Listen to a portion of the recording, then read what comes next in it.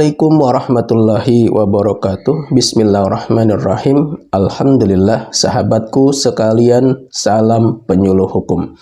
Baik, pada kesempatan ini saya akan melanjutkan video saya sebelumnya tentang konsultasi hukum.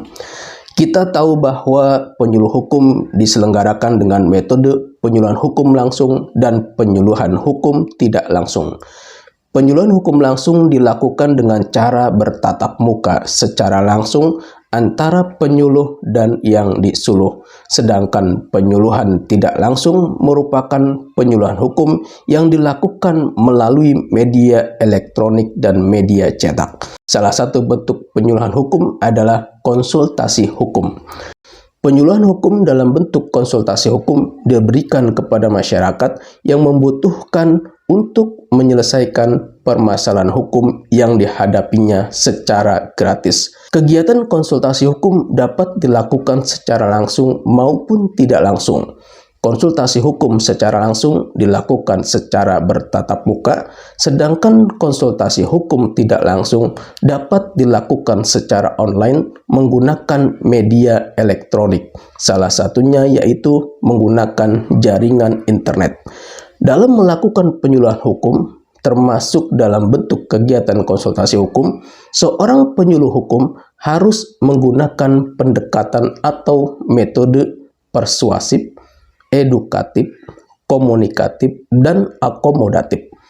Pada metode penyuluhan hukum persuasif, penyuluh hukum dalam melaksanakan tugasnya harus mampu meyakinkan masyarakat yang disuluh, sehingga mereka merasa tertarik dan menaruh perhatian serta minat terhadap hal-hal yang disampaikan oleh penyuluh hukum.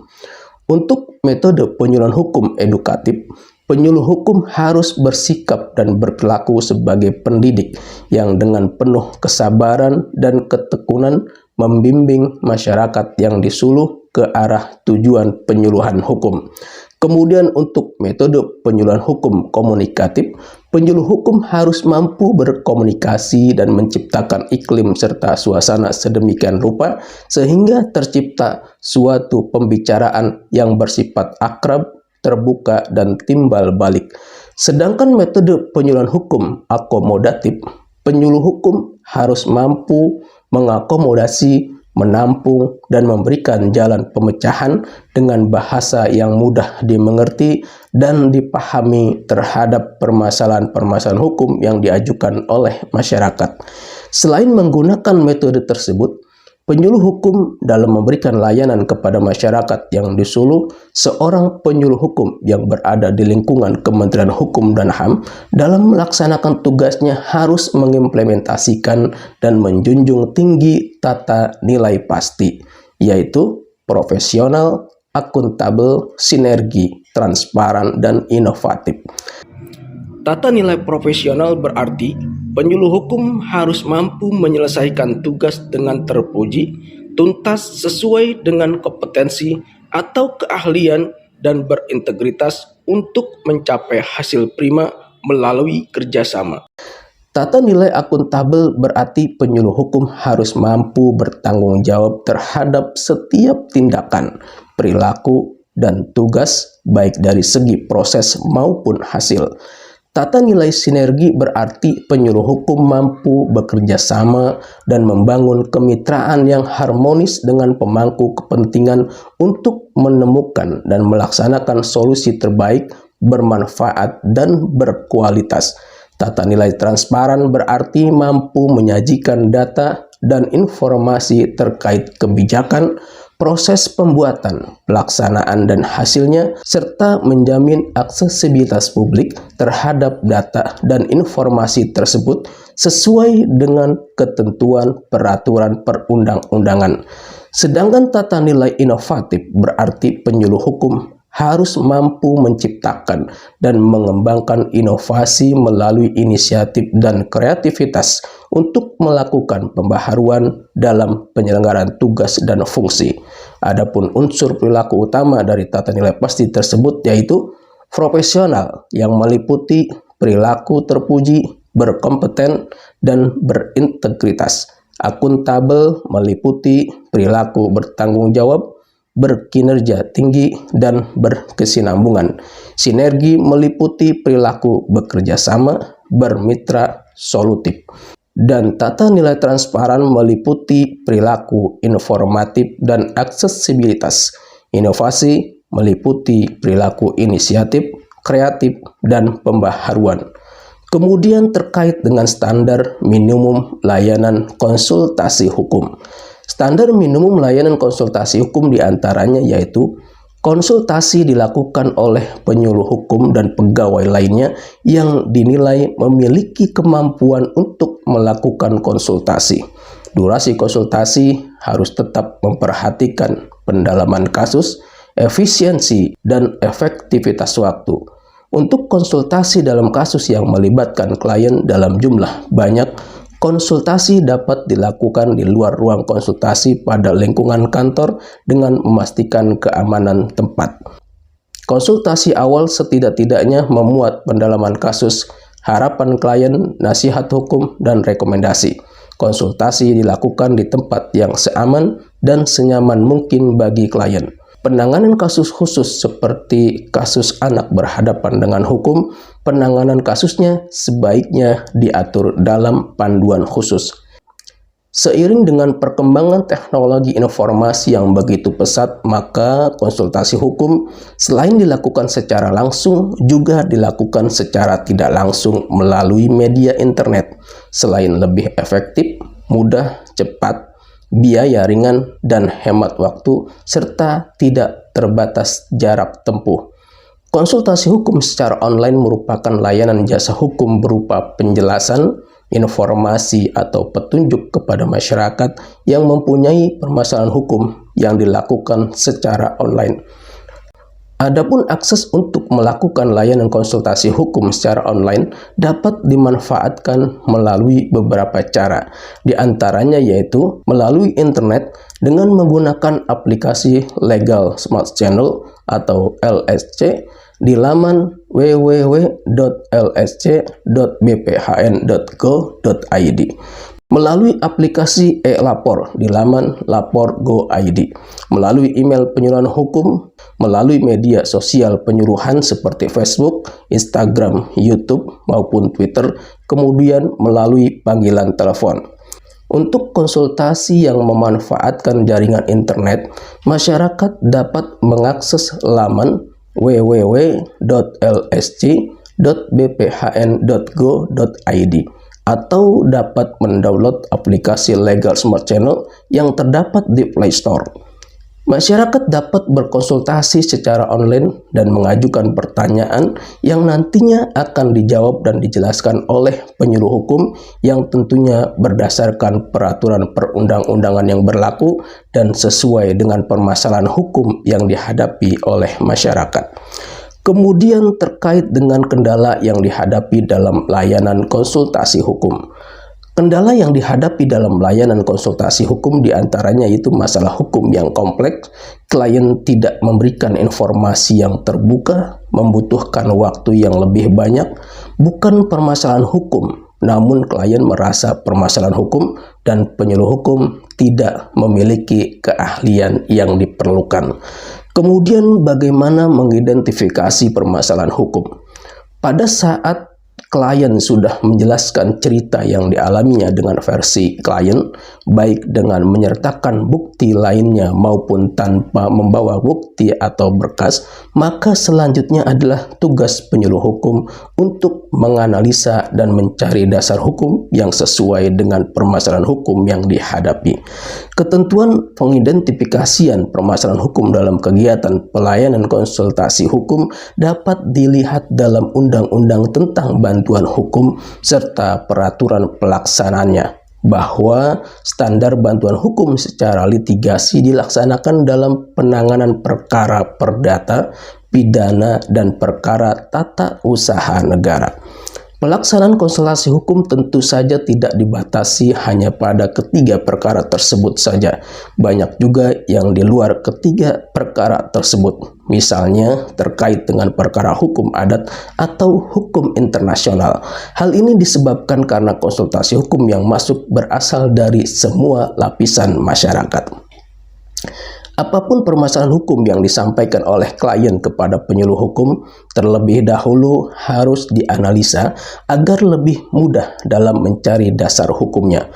Pada saat klien bertemu pertama kali dengan penyuluh hukum, maka belum tentu ada jalan keluar yang langsung diberikan oleh si penyuluh hukum. Ada kalanya penyuluh hukum perlu lebih menggali dengan meminta berkas-berkas pendukung agar kasus lebih jelas. Hal ini biasanya terjadi pada saat menghadapi permasalahan klien terkait dengan warisan atau permasalahan pertanahan. Dalam kondisi seperti ini, biasanya klien diminta untuk datang kembali di lain waktu dengan membawa bukti berkas yang lebih menguatkan ceritanya. Untuk memberikan jawaban dan solusi yang tepat bagi permasalahan klien, apabila penyuluh hukum memiliki pengetahuan cukup terkait permasalahan yang ditanganinya, maka penyuluh hukum dapat langsung memberikan saran kepada klien. Namun, apabila ada kendala, maka penyuluh hukum dapat mendiskusikan terlebih dahulu dengan tim sesama penyuluh hukum. Setelah dilakukan diskusi dan pemaksimalan oleh tim konsultasi hukum yang berjumlah beberapa orang, maka solusi yang diperoleh akan lebih baik. Masukan dan ide dari beberapa anggota tim akan memperkaya sudut pandang dalam memecahkan permasalahan hukum yang sedang ditanganinya. Dalam hal penanganan permasalahan hukum yang disampaikan klien tidak dapat ditangani di lingkungan penyuluh hukum karena adanya keterbatasan, maka permasalahan dimaksud dapat diteruskan kepada lembaga yang lebih teknis atau dinas lain yang lebih sesuai dengan permasalahan yang dihadapi klien, sehingga klien mendapatkan penyelesaian atas permasalahan hukum yang dihadapinya. Kemudian terkait dengan sikap dan tindakan penyuluh hukum di dalam memberikan konsultasi hukum. Sikap dan tindakan penyuluh hukum dalam memberikan konsultasi hukum kepada masyarakat diantaranya itu menggunakan pakaian yang rapih dan sopan, menggunakan kartu identitas dengan posisi menghadap depan, bersikap ramah dan sopan, bersikap objektif dan tidak memihak, menggunakan bahasa yang sederhana dan mudah dimengerti oleh klien, menggunakan metode 5W+1H untuk menggali fakta hukum dari kasus yang diadukan. Jika hendak memotong pembicaraan klien, harus menyampaikan kata maaf terlebih dahulu. Khusus untuk kasus kekerasan seksual terhadap perempuan, kekerasan dalam rumah tangga terhadap perempuan dan anak harus diterima oleh penyuluh hukum perempuan. Batas waktu konsultasi paling lama dilakukan 30 menit, kecuali untuk kasus-kasus tertentu yang lebih kompleks permasalahan hukumnya. Penyuluh hukum wajib melakukan pemberdayaan berupa pemberian informasi, penguatan, dan dorongan untuk mandiri dalam menangani kasus sejak konsultasi pertama. Untuk wawancara yang melibatkan klien dalam jumlah banyak, wawancara dapat dilakukan di luar ruang konsultasi pada lingkungan kantor. Kolom kasus posisi setidak-tidaknya memuat kronologis, harapan, nasihat hukum, dan rekomendasi. Pada setiap meja tempat wawancara disediakan minum dan tisu. Ruang konsultasi difungsikan untuk melakukan kegiatan memberikan konsultasi. Kemudian terkait dengan saran atas permasalahan hukum yang disampaikan oleh klien, setelah dilakukan tahapan menganalisa, penyuluh hukum memberikan saran yang berisi sebagai berikut.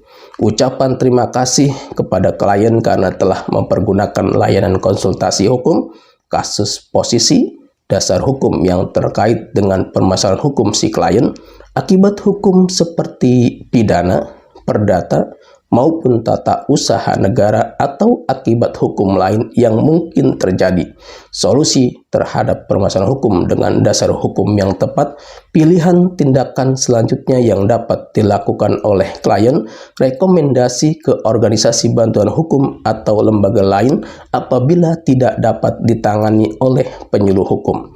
Kemudian terkait dengan laporan singkat konsultasi hukum.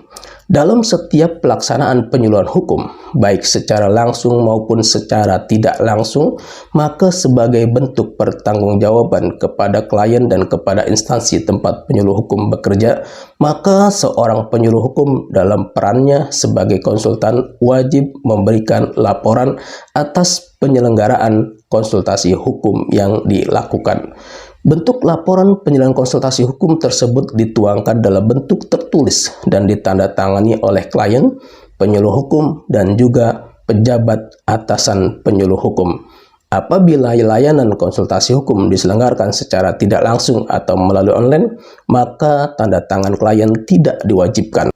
Adapun isi laporan konsultasi hukum sekurang-kurangnya memuat yang pertama, data klien.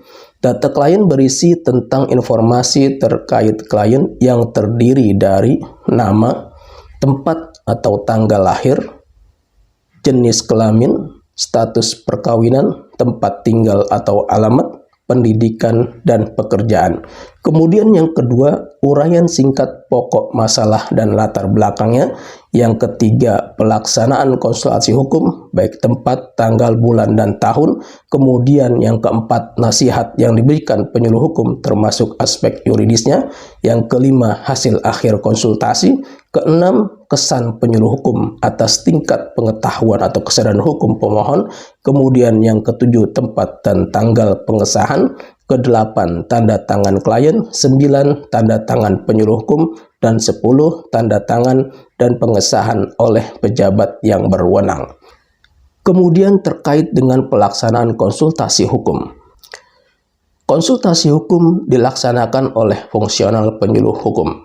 Hal ini sesuai dengan Peraturan Menteri Pendayagunaan Aparatur Negara dan Reformasi Birokrasi Nomor 3 Tahun 2014 tentang Jabatan Fungsional Penyuluh Hukum dan angka kreditnya, mengatur tentang rincian kegiatan jabatan fungsional penyuluh hukum sesuai dengan jenjang jabatannya.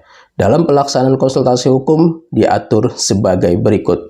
Untuk penyuluh hukum pertama meliputi melaksanakan layanan konsultasi penyuluhan hukum dalam tim sebagai anggota, melaksanakan layanan konsultasi penyuluhan hukum secara mandiri, dan melaksanakan layanan konsultasi dalam pemberian bantuan hukum non-litigasi dalam tim sebagai anggota.